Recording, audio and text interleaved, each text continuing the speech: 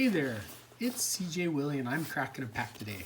I'm back with pack number 3 in my 1987 Donruss Wax Pack Mustard Rookie Card Chase. I've included the link to the video when I cracked the first pack. In that video, I explain what I'm chasing. I've also created this nifty checklist to show what we've pulled as we crack all these mustard packs. So not yet in the first 2 packs did we get anything to check off. But as usual, after I've cracked the pack, I'm going to choose the best card of the pack. Doesn't mean it has to be a rookie, superstar, or Hall of Famer. I mean, it can be something funny about the card, something interesting about the player, or maybe some memory I had of the player from back in the 1980s. Okay, so since we didn't pull anything great from the list in pack number 1 or pack number 2, let's get to cracking this pack and see if we can get some of those rookie chase cards. Okay, so hopefully we'll get one of the cool rookies. So we'll start out as usual with our, oops, don't want to spoil it, Roberto Clemente puzzle piece. Hopefully I get all of the puzzle pieces so that I can put together the puzzle and show it off in the review video. Okay, first card that we have is Willie Wilson. He was a starting center fielder with the Royals for a number of years. Great center fielder, hit for a relatively decent average, had some speed. I think there was a couple of years where he hit a ton of triples. Was a really major part of the Royals team, was part of their 1985 championship team that beat my St. Louis Cardinals, blah, blah, blah. Okay, well, Cardinals and Royals, Jeff Lottie. So when Bruce Sutter signed with the Braves to begin the 1985 season, the Cardinals didn't have a closer. Whitey Herzog decided to go by a closer by committee.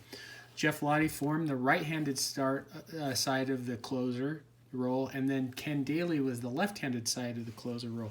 So Lottie led the team in saves in 1985, but the following year in 1986, he got injured and never made it back to the big leagues. Okay, Jose Canseco, Diamond Kings. I love the Diamond King subset. I was really sad in, I think it was 1992, where they moved this out of being a subset and an insert set. Made it so much harder to complete it. Canseco lit the world on fire. 1986 was his big year, and so he was selected to be the A's Diamond King. Dave Smith, closer with the Astros, spent a number of years being their closer. I think he moved on to the Cubs a little bit later, but the bulk of his career being the closer was with the Astros. In '86, the Astros went to the playoffs, and Dave Smith was a big part of that. Jack Morris, Hall of Famer. I always thought Jack Morris should have been a Hall of Famer. I think the writers should have voted him in. He should not have had to wait for the Veterans Committee to vote him in. He was a workhorse, a dominant pitcher in the 80s. If you read a lot of interviews or listen to interviews from batters from the 80s, Jack Morris was a pitcher they did not want to face. Okay, next card. Bill Dorn. He was the starting second baseman for a number of years with the Astros. Eventually moved on to the Reds and was their starting second baseman. Frank Tanana.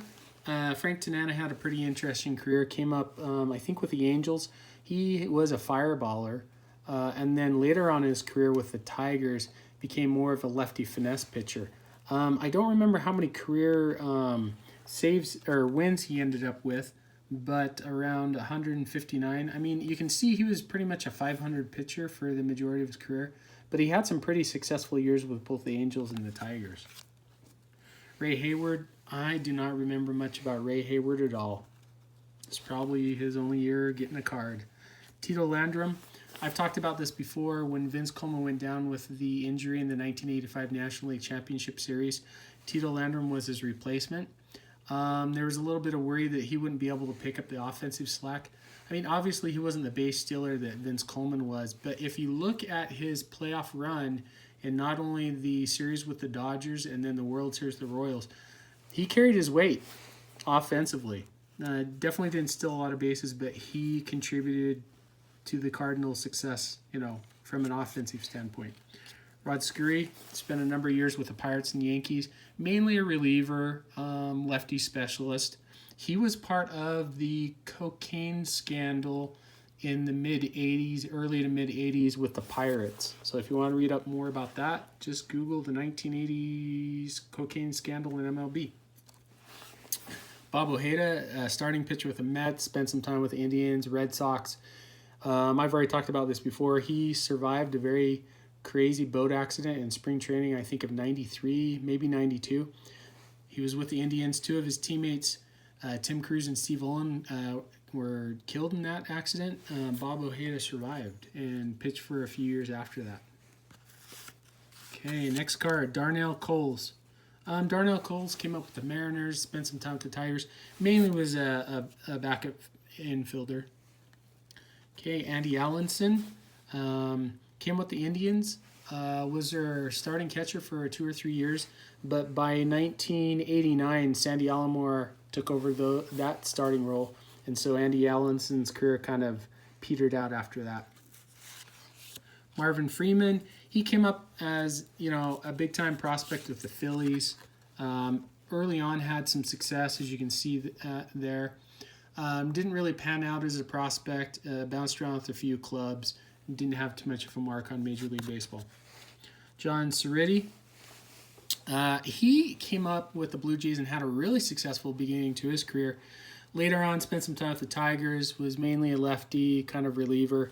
But early on, I think he was a starter. He was a Blue Jays color analyst for a number of years. And recently, I think within the past 4 or 5 years, passed away. So if we look on his back, yeah, his first year or so with the Blue Jays was kind of successful. All right, best card out of the pack, or, what I think is the best card out of the pack. I'm going to go with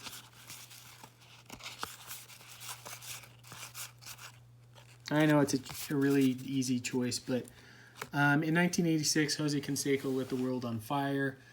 He was a big draw. He didn't lead the team in home runs in 86. I believe that Dave Kingman did, but Canseco hit 30-plus home runs. And eventually with Mark McGwire became the Bash Brothers in the face of the A's franchise until he was traded to the Rangers in 92, I think. Anyway, hope you enjoyed the video. If you did like it, please subscribe and share. Also share with me in the comments what your favorite card or what you thought was the best card of the pack. Until next time when I crack the next yellow pack of 1987 Donruss goodness in my mustard rookie card chase.